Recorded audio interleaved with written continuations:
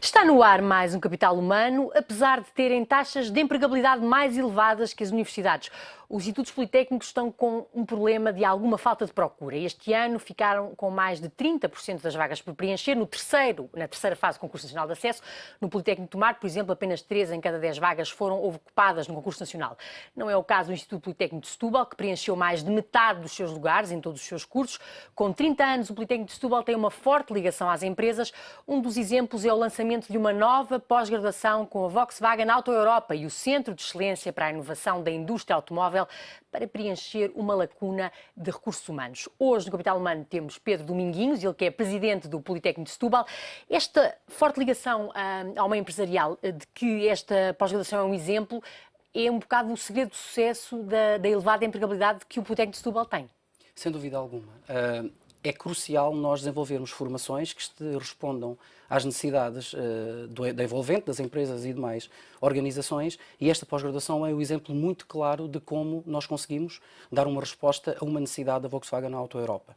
O engenheiro Melo Pires colocou-nos o desafio de desenvolver um programa de formação que respondesse a uma necessidade da Volkswagen, a formação de engenheiros qualificados numa nova área da indústria automóvel, a área elétrica e dos híbridos. E nós, em conjuntamente com o CEIA, num espaço muito curto, cerca de 4 meses, conseguimos desenvolver este programa formativo, mas com um ingrediente adicional, que foi o envolvimento de um conjunto de empresas relevantes na área. Posso lhe dar o exemplo da Siemens, da EDP, da Caetano, da Norauto, de outras empresas com conhecimento do mercado e que desenvolvemos um programa formativo que se adequou às necessidades dessas mesmas organizações. Porque estes eram quadros que as empresas não estavam a conseguir encontrar em Portugal e, portanto, desafiaram o Politécnico de Setúbal a, de alguma forma, responder a esta lacuna que há em termos de formação. Sem dúvida alguma, até porque o engenheiro Melo Pires é também presidente do Conselho Geral do Instituto Politécnico de Setúbal, portanto é mais um dos benefícios de termos uma entidade externa, neste caso o engenheiro Melo Pires, a ser presidente do Conselho Geral e a promover essa mesma interação. E, portanto, aqui estamos a responder a uma necessidade clara numa pós-graduação. Estamos a falar de cursos de 1 ano para engenheiros mecânicos e eletrotécnicos e que já está a funcionar, portanto, já há cerca de 15 dias que iniciou e com pessoas, com engenheiros que estão no terreno a trabalhar em diversas organizações. Uma das diferenças do sistema politécnico para o sistema universitário é exatamente esta, é ser um ensino mais com uma componente prática maior e com uma maior ligação ao meio envolvente e às empresas. Apesar disso, e o que lhe garante depois elevadas taxas de empregabilidade, estou a pensar na vossa escola de tecnologias que tem 90%, não é, taxas de empregabilidade, mas depois a procura nos politécnicos não é tão elevada como universitária. Acha que ainda é aquela questão do estigma do ensino profissional ser considerado um ensino de segunda? Eu falava no ensino politécnico, que tem uma versão mais profissionalizante. Sim, do ensino politécnico. Há uma questão social, sem dúvida alguma, em que, por um conjunto variado de razões, sobretudo sociais e culturais, que tem privilegiado as universidades. O ensino politécnico em Portugal é recente, tem 35 anos, o Politécnico tem 35 anos, pouco mais anos terá. Há esta questão. Por outro lado, é importante não esquecer que o sistema politécnico está implantado em todos os distritos e nós temos claramente uma questão de desertificação ou de quebra demográfica em muitas instituições politécnicas e, portanto, se não há pessoas, é difícil haver também alunos para estas instituições. Mas gostava de referir, porque muitas vezes a comunicação social publica os dados que são naturalmente divulgados pela Direção-Geral do Concurso Nacional de Acesso, mas dados já compilados após a terceira fase e os concursos especiais, neste momento todo o sistema politécnico tem uma taxa de preenchimento na ordem dos 100%, uma taxa média em todas as instituições. Ou seja, por exemplo, o Instituto Politécnico do Mar, que na terceira fase ficou com só 30% das vagas preenchidas, neste momento com outro tipo de ingresso, portanto, sejam os mais 23, sejam os cursos de especialização tecnológica, acaba por conseguir preencher todas as vagas. É isso? Quase na totalidade, e portanto, há o caso do Politécnico de Setúbal, tem cerca de 99,8% de preenchimento das vagas. Portanto, não há cursos sem risco? Os cursos com menos 10 que podem... Não, no caso do Politécnico de Setúbal, todos os cursos têm mais de 20 alunos primeiro ano, primeira vez, porque é importante evidenciar que existem vários regimes de ingresso. O concurso nacional é naturalmente estudantes provenientes do ensino, sobretudo secundário, mas também profissional, e depois existem outros regimes de ingresso, nomeadamente os maiores de 23 e os titulares dos cursos de especialização tecnológica. Estes contingentes, para além das mudanças de curso e transferência, mas sobretudo os primeiros dois, têm um impacto muito significativo e que no caso do Politécnico de Setúbal significa cerca de 400 ingressos por essas vias. E, portanto, estamos a dar resposta a um outro tipo de público. Por um lado, os cursos de especialização tecnológicas, que são estudantes que vêm do ensino profissional e que fazem essa formação pós-secundária e depois prosseguem os seus estudos.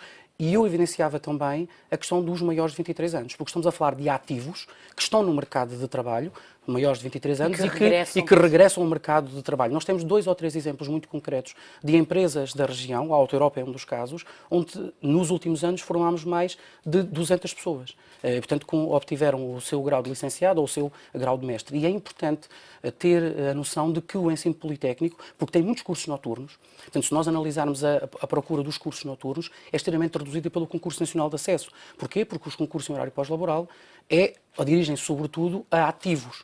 Ou seja, o Politécnico está a desempenhar um papel muito importante na requalificação de alguma forma, da nossa mão de obra, não é? Que é conhecida por ter baixas qualificações. Sem dúvida alguma. E, portanto, ia responder às necessidades das empresas e do tecido empresarial. E esses estudantes, naturalmente, que trabalham, na maior parte dos casos, de dia, e depois à noite... À noite é que vão estudar. E, portanto, há aqui este aspecto de promoção de igualdade que, naturalmente, é crucial para formar a população ativa, que nós todos reconhecemos, os dados do Eurostat são evidentes, necessitamos de aumentar a qualificação dos profissionais e dos ativos. Continua a dizer-se que há um desencontro, quer entre as necessidades do mercado de emprego e a oferta que é dada pela rede de ensino superior, mais, se calhar, nas universidades, mas também nos politécnicos, e também uma desadequação entre os cursos que os alunos procuram, os candidatos procuram, e aqueles que mais necessitam de mão de obra em Portugal. Acha que isso está a melhorar ou esse desencontro ainda continua a ser um problema? Eu posso falar pelos estudos de inserção profissional que fazemos os nossos diplomados e, portanto, eu tenho um conhecimento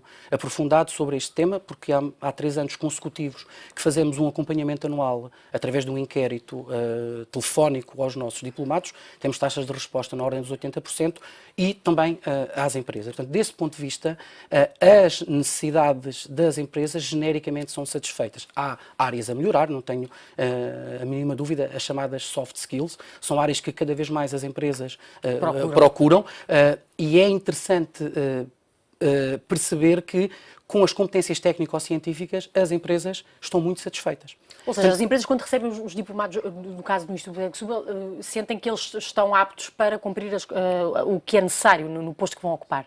Naqueles que trabalham nas áreas diretamente relacionadas, sim. Deixe-me dar 2 ou 3 exemplos. O nosso curso de enfermagem tem 50% da formação em contexto real de trabalho. Significa que os enfermeiros, naturalmente, à medida que vão avançando no seu percurso académico, vão passando cada vez mais tempo em hospitais, em centros de saúde, em misericórdias, passam 50% do seu tempo em contexto real de trabalho. Quando se fala de formação dual alemã, os cursos de enfermagem ou de fisioterapia, ou seja, têm a verdadeira essência dos cursos duais, porque eles passam muito tempo em contexto real de trabalho. Não é por acaso que a maior parte dos hospitais estrangeiros recruta diretamente os enfermeiros em Portugal, porque têm competências técnico-científicas e relacionais também, como, por exemplo, as línguas estrangeiras ou o domínio de línguas estrangeiras, cruciais. Nós temos cursos na área das ciências empresariais, onde há um estágio obrigatório no final do curso, e já o fazemos desde 1995. E, portanto, é uma realidade que nós, em interação com as empresas, nós todos os anos temos mais de 500 alunos a estagiar nas diferentes organizações, empresas industriais, empresas de serviços, hospitais, e, portanto, há essa capacidade de dar resposta às necessidades das empresas, com uma mais-valia acrescida, que é podermos percebermos das necessidades das próprias empresas e adequarmos os nossos programas formativos a essas mesmas necessidades. Naturalmente, não esquecendo que não formamos apenas para o mercado de trabalho. Esse é um aspecto fundamental, mas há outra componente de formação, cultural, científica, académica e capacidade de investigação, que também é crucial no ensino superior, mas permite-nos auscultar as necessidades desse mesmo mercado de trabalho. E com uma vantagem acrescida, nós conduzimos no Politécnico de Setúbal um estudo sobre a interação entre o Politécnico e as empresas. Fizemos um inquérito às 800 maiores empresas e dos inquéritos recolhidos há 2 conclusões fundamentais. Por um lado, A maior parte já interagiu com o Politécnico, portanto significa que nós conseguimos interagir Tem com a contacto região. com a região, com as E empresas da região. um segundo dado relevante é que as empresas que interagiram com o Instituto Politécnico de Setúbal demonstraram uma capacidade para inovar 2 vezes superior àquelas que não interagiram Ou seja, com são o agentes Instituto. já de modernização também do Sem dúvida alguma, porque do estamos a tecido empresarial. falar de novas metodologias, de novas competências que os diplomados, e para além da interação que as empresas fazem através de projetos de investigação e através da consultadoria. E, portanto, esta permeabilidade entre as entidades de ensino superior e as empresas é crucial e eu diria é fundamental para os dois lados e, sobretudo, para responder aos novos desafios do Portugal 2020, que é outra questão fundamental e que tem que existir essa interação cada vez mais relevante entre as instituições de ensino superior e as empresas e demais organizações. Dos instrumentos essenciais para que as instituições funcionem bem tem a ver com o financiamento. Há relativamente pouco tempo foi aprovado o Orçamento de Estado. No início, pelo menos, o que se disse é que as verbas previstas para as instituições de ensino superior não correspondiam àquilo que tinha sido acordado com a tutela. A situação mantém-se neste momento como estava ou já houve algum desenvolvimento? Nós, em agosto, tivemos uma reunião com o Sr. Secretário de Estado do Ensino Superior, onde nos foi apresentado o Orçamento de Estado para 2015, que significa uma redução face a 2014. Foi também dito, na altura, pelo Sr. Secretário de Estado, que, fruto do veto do Tribunal Constitucional, queriam ser repostas as verbas para fazer face aos compromissos salariais para 2015. Até este momento, essas verbas não estão repostas. Aquilo que nos foi dito pelo Sr. Secretário de Estado é de que essas verbas estão no Ministério da Educação, numa rúbrica do Ministério da Educação e que durante o ano 2015 serão disponibilizadas. Aquilo que nós dizemos é que esta é uma verba que deve fazer parte dos orçamentos das instituições de ensino superior e, portanto, deve ser transferida desde já, porque, naturalmente, é possível calcular exatamente qual é o montante, e a Direção-Geral de Planeamento e Gestão Financeira consegue e tem esses dados, e deve ser feito desta forma e não ser entendido depois como um reforço, porque não é um reforço. O que está aqui em causa é verbas para fazer face às necessidades salariais correntes do veto do Tribunal Constitucional, que nós temos que começar a pagar a partir de janeiro de 2015. Mas acha que há aqui algum artifício para tentar, de alguma forma, ver se há algumas instituições que se conseguem, de alguma forma, aguentar sem ter que recorrer a essa verba? Eu acho que Porquê que o dinheiro não foi contemplado no orçamento? Será uma pergunta que terá que fazer ao Sr. Secretário de Estado. Aquilo que me parece é que, de um ponto de vista de autonomia e transparência, as verbas devem ser transferidas desde já para o ensino superior. Porque é importante não esquecer que o próprio regime jurídico das instituições de ensino superior prevê a autonomia das instituições. E, portanto, nós somos auditados, temos pela Inspeção-Geral de Finanças, pelo Tribunal de Contas e temos autonomia financeira, administrativa, patrimonial, etc. E, portanto, nós somos responsabilizados pelos nossos atos. E é fundamental que saibamos com aquilo que podemos contar, porque a política de ir solicitar dinheiro para ver se conseguimos cumprir, não beneficia ninguém, nem os projetos, porque nós não temos projetos mensais. Nós, neste momento, em setembro, em outubro e em novembro de 2014, já assumimos compromissos até outubro do ano que vem. O nosso ano letivo não coincide exatamente com o ano civil, nem com o ano económico, e nós já assumimos compromissos. Não vamos em dezembro, nem em maio do ano que vem, dizer, olha, agora não temos verbas para funcionamento, não pode acontecer. E, portanto, é crucial numa que essa verba seja disponibilizada. Desde já. E, portanto, até porque neste momento já está previsto, se já está numa rúbrica do Ministério da Educação, é possível e é fácil fazer a transferência. Estamos a falar de que montante, mais ou menos? Tem ideia? No caso dos Politécnicos, ronda aos 20 milhões de euros. No caso do Politécnico de Setúbal, ronda cerca de 1 milhão de euros.